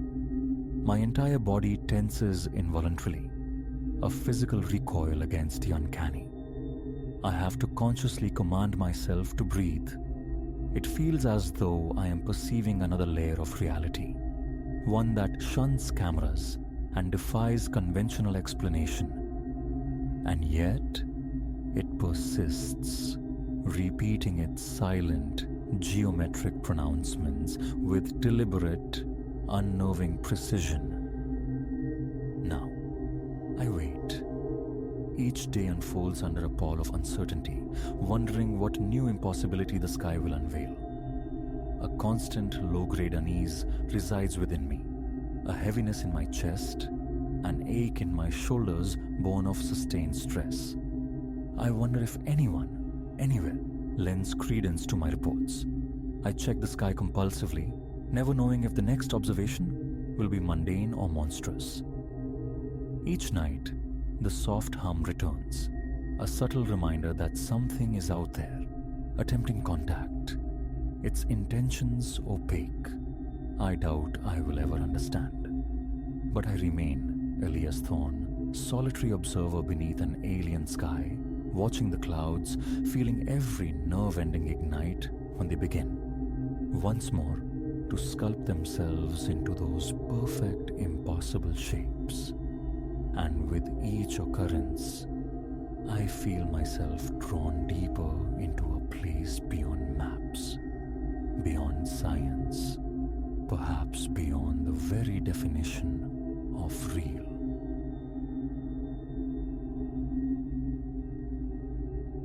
"6 months this dwelling has claimed me. I sought sanctuary with soil, a patch of earth sizable enough to breathe in, and this place, despite its ragged edges, whispered promise. The lawn was a riot of green, untamed. The rear boundary sagged, needing sinew and nail, yet it all felt within my grasp. An old well, the agent had murmured, capped and forgotten for generations. A footnote until a fortnight passed when the urge to sculpt this wilderness took hold. I never imagined that wrestling aside a disk of ponderous iron would birth these sweat-soaked nights, this phantom weeping of water in the marrow of the house. That afternoon burns sharp in memory. Hands sheathed in canvas, torso clad in unassuming grey. The sun pressed hot, drawing the scent of dank earth from the ground like a secret. I'd taken a spade to the tangle of vines smothering the well's capstone. Beneath the leafy shroud, oxidation bloomed in angry spots across the metal. A rusted chain threaded through an iron loop. Solid, far heavier than mere appearance suggested. It demanded the persuasion of a crowbar, a lever against its stubborn inertia. When it finally yielded, a grating shriek scraped the air, raising the fine hairs along my arms. Minutes passed in the straining effort to shove it fully clear. By then, perspiration had mapped its dark paths across my shirt. The well's throat, revealed, gaped dark. Its brick lining glistened with a strange dampness, though the surrounding earth remained stubbornly dry. Inclining, my head breached the opening, and a breath of stagnant subterranean air met me, thick enough to choke on. I fumbled for the torch I'd brought. As its beam swept the curved interior, a glint caught my eye. Something lodged fast in a crevice between two upper courses of brick. Leaning further, one hand bracing against the well's cool lip, my gloved fingers brushed against solidity, small and unyielding. I grounded the torch, light pooling beside me, and worked the object free with my other hand. Only then did its nature become clear. A ring. Forged from some indeterminate metal, pewter perhaps, or tarnished silver, maybe iron, its band was thick, begrimed. Set within it, a stone or crystal pulsed with a Cimmerian darkness. It radiated cold, a chill distinct from the metal, biting into my palm. Wedged tight, it surrendered only with a rough, tearing motion that nearly sent me tumbling into the abyss I knelt beside. The instant it lay nestled in my grasp, a disquiet washed over me, a prickling awareness at the nape of my neck. Without conscious thought, I consigned it to the depths of my pocket. What purpose in returning it? A peculiar curiosity had already taken root, reseating the iron lid. With a dull thud, I turned my attention back to the rampant weeds, hacking at them until the afternoon bled into evening. Later submerged in the shower's heat, I registered a subtle anomaly in the plumbing's usual chorus. A syncopated drip, out of rhythm with the cascading water. I twisted the faucet shut. Silence fell from the showerhead, yet the faint plink, plink, plink persisted. Puzzled, I checked the basin tap. Bone dry. The sound seemed to emanate from within the walls themselves. I rapped the tiles, searching for a hidden leak, but the sound faded, dissolving into the house's usual groans. Old structures sing strange songs, I reasoned. That night, exhaustion pulled me towards oblivion. I craved only sleep, yet the moment my eyelids fell shut, a profound unease settled, heavy as a shroud. Why? The day's exertions, perhaps, but slumber, when it came, offered no respite. I dreamt I was plummeting into the well, the very aperture I'd unsealed hours before. Bricks blurred past in the rushing descent, cold air buffeting my face. Far below, a shape lay pooled in shadow, indistinct and still, and from that darkness, a voice arose, a low, resonant growl that vibrated deep within my chest. Return it. The vibration formed into words. I snapped awake, heart hammering against my ribs, sheets clinging damply to my skin. The bedroom was an inkwell void, and the dripping, it was back, louder now, impossibly close, as if originating beside the bed itself. I fumbled for the lamp, flooding the room with light. Nothing, only emptiness. I lay back, rigid, sleep a distant shore I could no longer reach. The following day became battle for distraction. I hammered new planks into the failing fence, pruned unruly shrubs, spent hours coaxing fallen leaves into piles with a rake. Yet, in every pause, every moment of stillness, the phantom trickle returned. Faint, elusive, seeming to drift, now near the dilapidated shed, now by the kitchen window. Auditory hallucination, I told myself fiercely.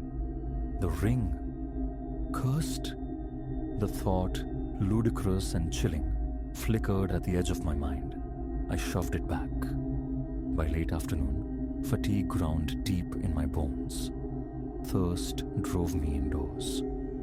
I retrieved a soda from the refrigerator's cool embrace. The instant I broke the bottle's seal, a soft hiss escaped, immediately followed by that insidious drip, drip, drip. It felt less like a sound, more like a punctuation mark, a warning. My stomach tightened into a knot. I forced down the cloying liquid. The taste somehow spoiled. Setting the bottle aside, I scanned the room, half expecting to see moisture bleeding through the ceiling, but found only pervasive dryness. Nightfall saw me retreating to bed early, desperate for the restorative oblivion of sleep. It shattered around 3 in the morning. Again, the well, but this time I was sinking, endlessly sinking through viscous darkness, no bottom, no end. A scream built in my throat, silent, trapped, and the voice returned, echoing in the subterranean void, demanding the ring's restitution. My chest constricted, breath catching. I surfaced into wakefulness, trembling violently. The clock's numerals glowed accusingly. A parched throat propelled me towards the kitchen. The hallway stretched before me, a corridor of shadows, each footfall echoing unnaturally on the wooden floorboards. I flicked on the kitchen light, the sudden glare harsh. Approaching the sink, a prickling sensation crawled up my spine, the unmistakable feeling of being observed. I whirled round. Empty air pressed back. Gooseflesh pebbled my arms. My heart slammed a frantic rhythm against my ribs. The faucet sputtered, hissed, then released a stream of water. I filled a glass, gulping it down, the liquid feeling strangely thick, heavy in my throat. Wiping my mouth, I twisted the tap closed. Immediately, the dripping resumed, louder than ever, seemingly originating directly beneath the basin. I wrenched open the cabinet doors. Dry pipes, dry floor. No leak. The drip, drip, drip persisted for several heartbeats, then abruptly ceased, as if it had never been. In the days that unspooled thereafter, the aqueous echo became my shadow. It whispered from the living room walls as I tried to lose myself in the television's flicker. It materialized in the garage's dusty air when I reached for tools. It even followed me to the end of the drive as I retrieved the mail. Never overwhelming, always subtle, a constant misplaced percussion just at the edge of hearing. I strained for normalcy, adhered to the rhythms of work, even managed coffee with a friend, feigning composure. But every sip of liquid, any liquid, brought a fresh wave of unease. Subtly, insidiously, I began to avoid water. Hands went unwashed unless truly soiled. Sweat was dabbed away with paper towels, the cool splash of the basin forgone. My skin grew taut and sticky, a state I preferred to the feeling of unseen eyes following my every interaction with moisture. The ring remained sequestered in a small box within my nightstand drawer. I fought to forget its presence, yet each time the drawer slid open, my gaze snagged on it. On occasion, I'd lift it out, the crystal center radiating an unnatural cold despite the ambient warmth of the house. A faint, almost imperceptible vibration hummed against my fingertips, stirring a latent nausea. Sometimes, unbidden, the deep voice resonated not in dream, but in the quiet spaces of my mind, repeating its stark imperative. Return it. Sweat would bead on my forehead. My thoughts raced, frantic and disjointed. I clung to tangible tasks, fence repairs, patch and plaster, desperate anchors in a rising tide of the irrational. One evening, steeling myself, I resolved to confront the source. I waited until the cusp of sunset, hoping the fading light might offer some thin shield of courage. The vines, tenacious, had already begun reclaiming the iron lid. I tore them back. The capstone felt impossibly heavy, resisting my pull before scraping aside with a familiar, nerve-jangling shriek. Kneeling, I directed the torch beam into the well's maw. The bricks still wept their inexplicable moisture. A current of frigid air breathed upwards, chilling my face, though the evening air hung still and warm. I swept the light downwards. Only impenetrable blackness answered. The beam found no reflection, no glint of water far below. My pulse surged, breath catching shallow in my chest. I remained crouched, listening, straining against the silence. And then, faintly, echoing from the shaft's depths, a single, slow drip. My mouth was dust, my palms slick. The torch trembled in my grip. Suddenly the voice, not in my head this time, but reverberating, low and resonant, from the well itself. No words, just a protracted, guttural moan that seemed to vibrate the very stone beneath me. Startled, I dropped the torch. It clattered against the brickwork, its beam flickering wildly into the void before settling. I scrambled backwards, heart threatening to batter its way free of my chest, scraping my knuckles raw against the concrete as I kicked the iron lid violently back into place. The lost torch was forgotten. The thought of reaching into that darkness again was unbearable. That night became a vigil on the living room couch, every light blazing against the encroaching shadows. Nausea roiled within me. The dripping seemed to crawl inside the walls, a relentless, intimate presence. Return the ring. The thought hammered insistently. But how? Simply toss it back into that abyss and reseal it? Would that appease whatever lingered there? Or might it provoke something worse? The dream voice demanded its return, but offered no instruction. Visions of a spectral hand erupting from the darkness to seize my arm should I approach haunted me. I wiped sweat from my brow, felt the frantic thudding in my chest. My jaw ached from clenching. My shoulders were rigid knots of tension. I scanned the room, half expecting spectral puddles to form on the floorboards, moisture to bleed from the ceiling.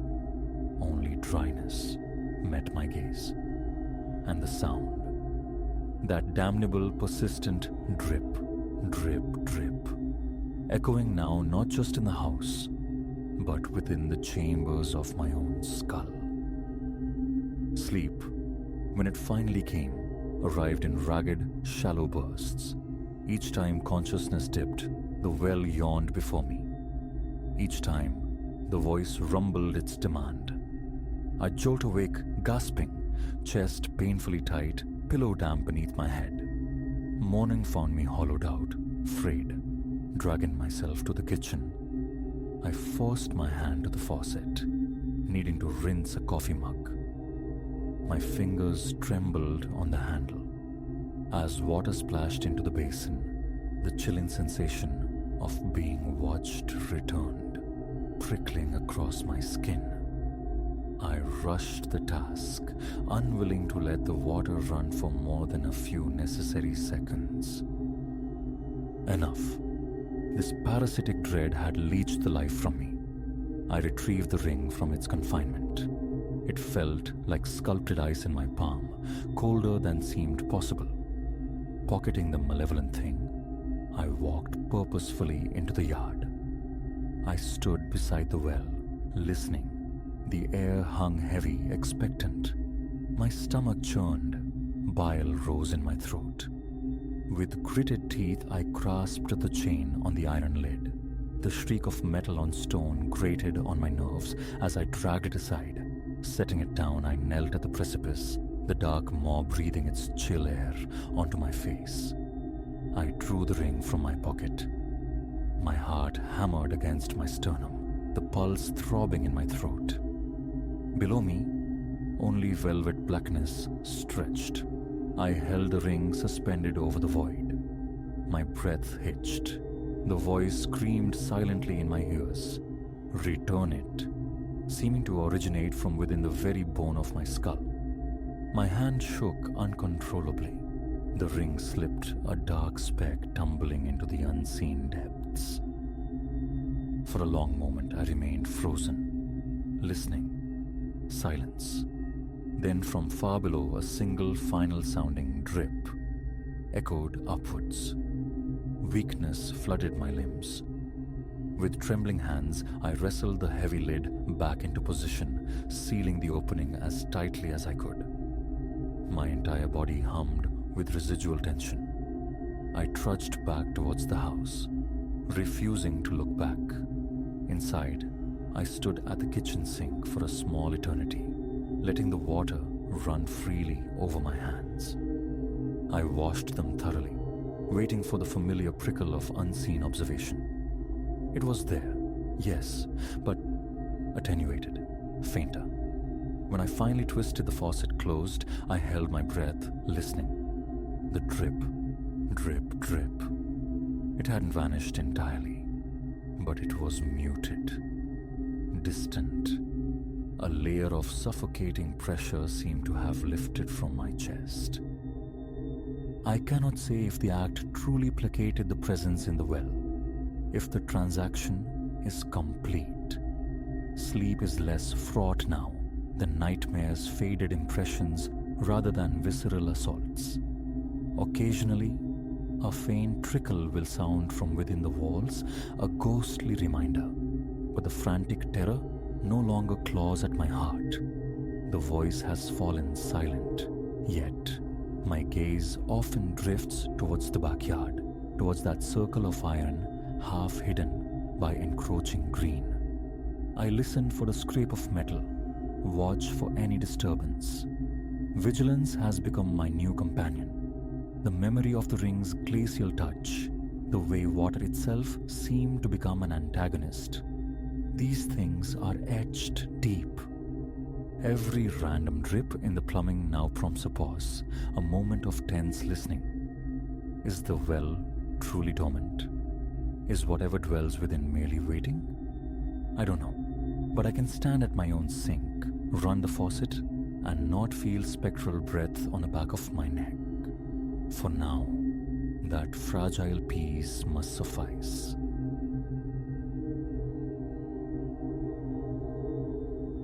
The sunstone in Sign, a sputtering relic against the bruised desert twilight, pulsed a weak promise.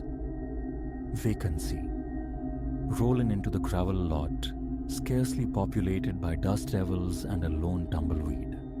I couldn't have conceived that this dilapidated sanctuary would frame a narrative of terror, etching itself into the landscape of my memory.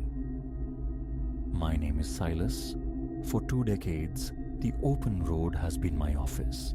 Its asphalt veins my commute, making me a connoisseur of establishments like the Sunstone, transient shelters easily shed skins on the long haul across America's expanse. Yet this particular motel, secreted away on the fringe of some forgotten Arizona hamlet, refused obscurity. Hours bled behind the wheel, the highway's hypnotic ribbon stinging my eyes before the Sunstone manifested from the heat haze. It offered little aesthetic comfort, paint peeling like sunburned skin, windows veiled in ochre dust, but promised respite, a bed, a shower. That was currency enough. The reception area hung thick with the ghosts of stale tobacco and the sharp artificial tang of pine disinfectant. Behind the scarred laminate counter presided an old man, Gideon, perhaps nearing 70, his scalp showing through thinning silver hair, his face a road map of desert years. He acknowledged my presence with less interest than he gave his creased newspaper. A room, I ventured, my wallet already in hand. He inclined his head, a key appearing in his grasp. As if by rote, his gaze still fixed on the newsprint. Number 7. Out by 11. Murmuring thanks, I took the key and sought my designated cell. Austere, yes. A bed sagging slightly under the weight of countless transient souls. A television clinging precariously to the wall. A bathroom bearing the scars of time. Still, it possessed a certain weary cleanliness. Fatigue outweighed fussiness. A scalding shower sluiced away miles of grime. I collapsed onto the bed, navigating the snowy static of the ancient TV set. Just as consciousness began to fray, a disturbance punctured the quiet. Voices, muffled but sharp with friction, drew me to the window.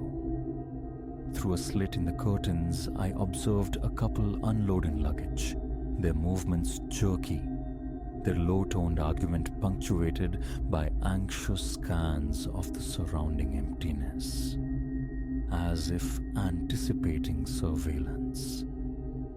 Odd, even for this kind of place.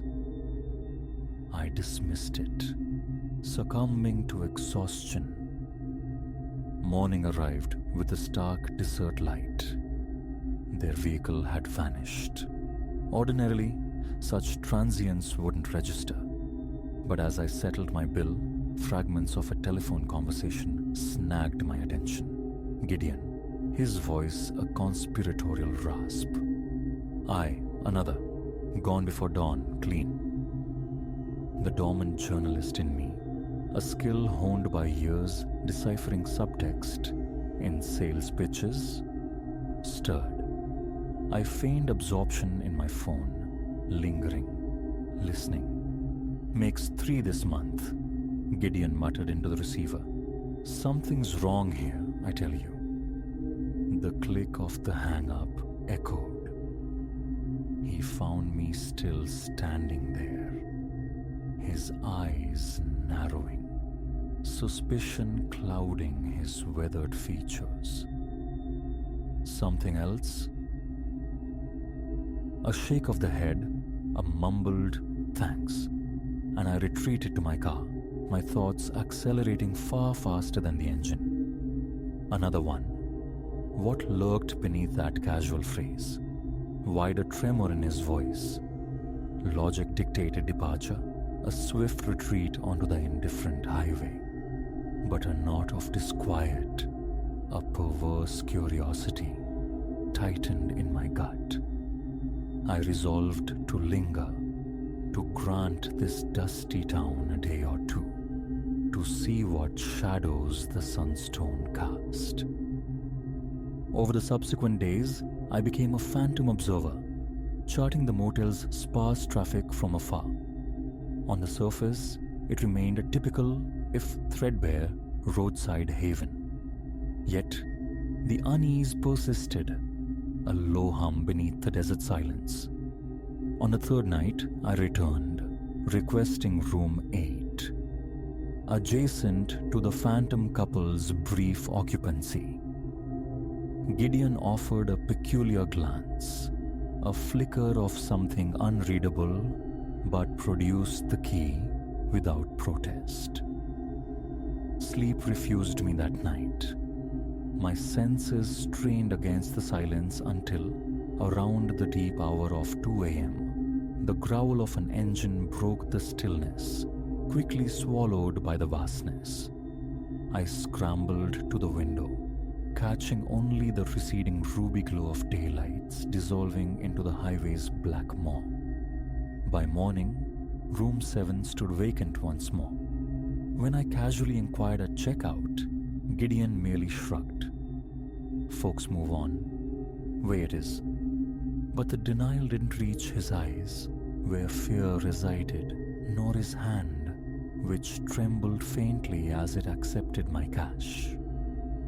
He harbored knowledge, heavy and fearful. The hook was set. I began probing the town's periphery, cloaking my inquiries in the guise of idle traveler's curiosity. Most locals offered only indifference towards the sunstone, but whispers surfaced among the older residents.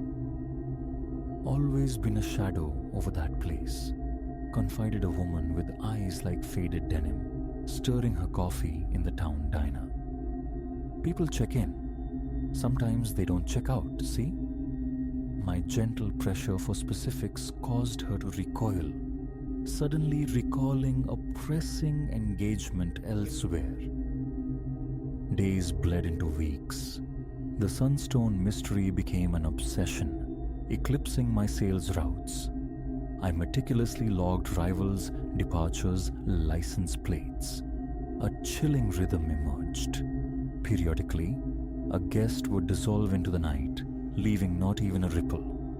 Confronting Gideon proved futile. "Seeing things," he'd snapped, his voice tight. "Best find another place to rest your head." But the tendrils of unease had wound too tightly. A sinister truth lay coiled beneath the motel's mundane facade, and I felt compelled to unearth it. One moonless night, nearly a fortnight into my self-appointed vigil, I watched Gideon exit the office near midnight. Instead of heading home, he moved towards the motel's rear, melting into the shadows. Impulse overriding caution, I followed, keeping to the deeper darkness. He stopped before an unremarkable stretch of stucco wall. Then, incredibly, he manipulated something unseen, and a section of the wall pivoted inward, revealing a hidden aperture. Gideon slipped through, vanishing. My pulse hammered against my ribs. I crept forward, the hidden door now sealed.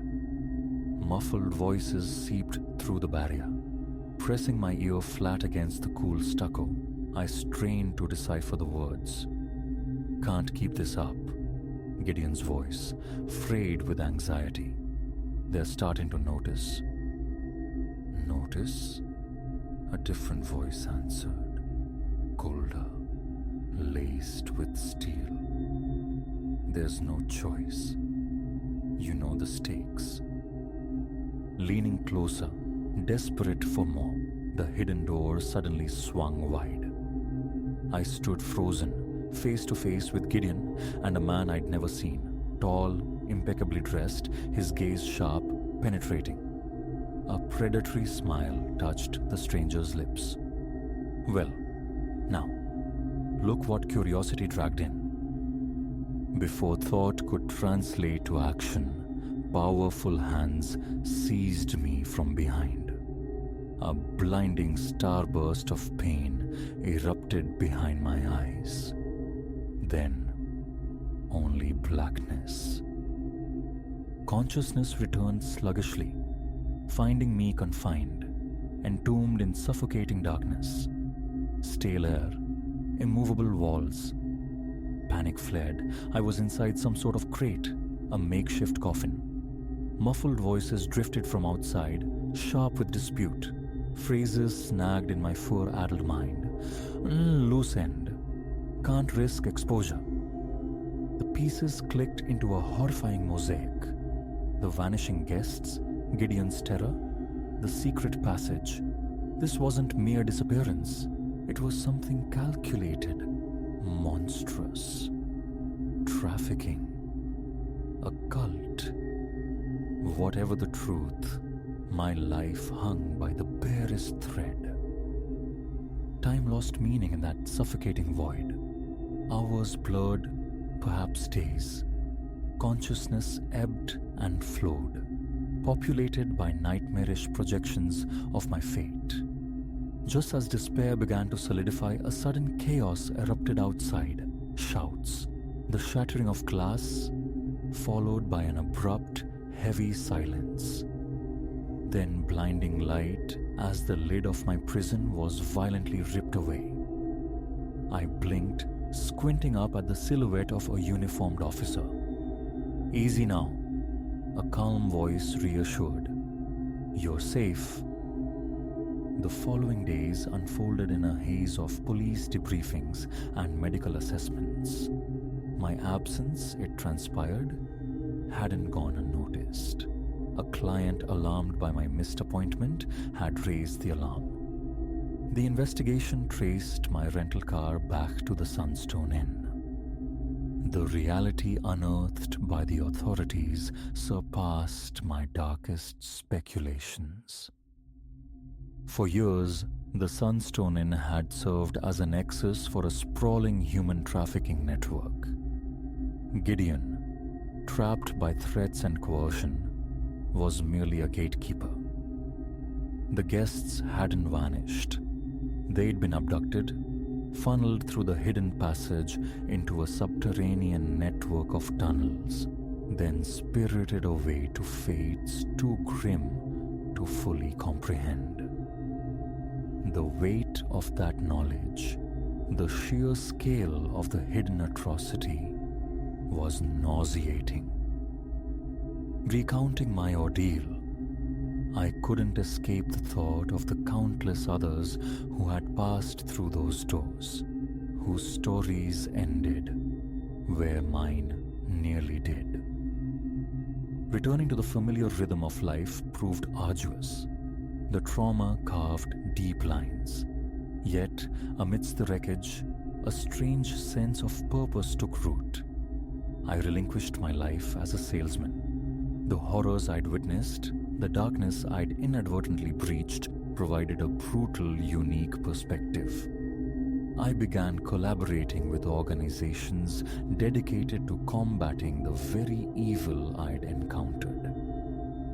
Sometimes, in the quiet solitude of night, the sunstone's neon flickers behind my closed eyelids. I hear Gideon's fearful whispers, feel the crushing confinement of the grate. But then I recall the faces of those rescued since, the networks dismantled. A sliver of meaning wrested from the nightmare. The Sunstone in itself is gone, razed to the ground after the investigation concluded. Its physical presence erased, but its legacy endures, not just as a monument to horror, but as the unlikely crucible that forged a new path for me. I am no longer merely Silas, the observer, drifting through life's grimier corners. Now, I fight back. One rescued soul, one dismantled operation, one day at a time.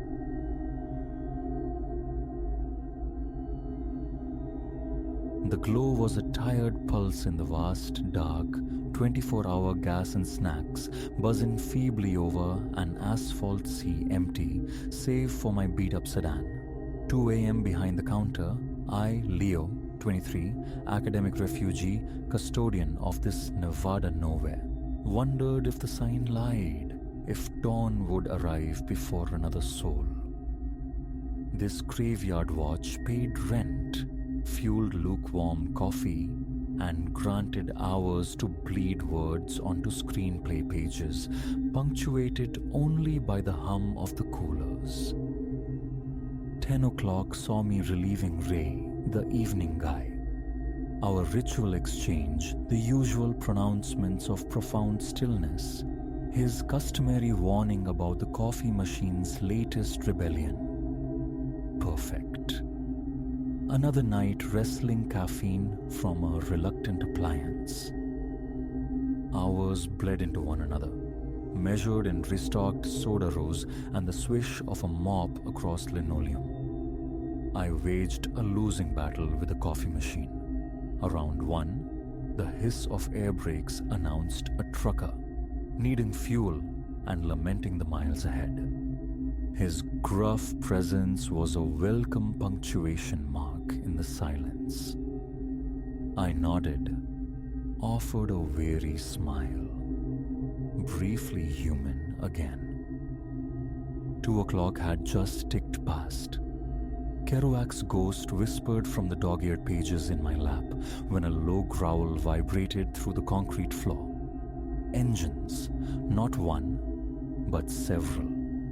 Headlights cut harsh cones through the dark, illuminating 3 vehicles pulling in. A dented old sedan, a windowless van breathing rust, and incongruously, a polished black SUV gleaming like obsidian. 6 figures emerged, men spanning decades, a strange tableau. Some bore the hardened look of barroom brawls, others might have passed for executives, save for the predatory stillness in their gaze. The bell above the door chimed, a ridiculously cheerful sound as they filed in. Instantly the air thickened, static electricity before a lightning strike. They didn't browse.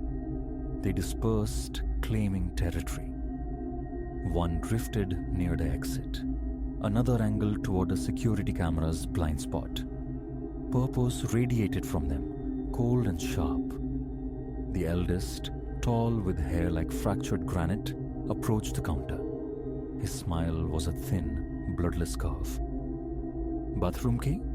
he inquired, the politeness jarring. I nodded, fingers finding the plastic tag on its hook. Turning back, the strategic placement of the others slammed into my awareness. My pulse hammered against my ribs. "Here," I managed, my voice thinner than I liked, extending the key. He accepted the key but remained rooted, leaning across the counter until I could smell stale coffee and something metallic on his breath. His voice dropped, a gravelly whisper meant only for me. "Listen close, son. You'll pop that till. Everything inside goes with us. Then you'll escort us to your safe. Cooperate fully. And perhaps you see morning." Reality fractured. Here? This forgotten outpost? A robbery? "Wait," I stammered, the words tripping. "There's hardly any cash. It's mostly cards now. Maybe just..." His hand shot out, fingers biting into the fabric of my shirt, yanking me forward. "This isn't a dialogue," he snarled, the mask of civility dissolving. "The register. Now." My hands betrayed me.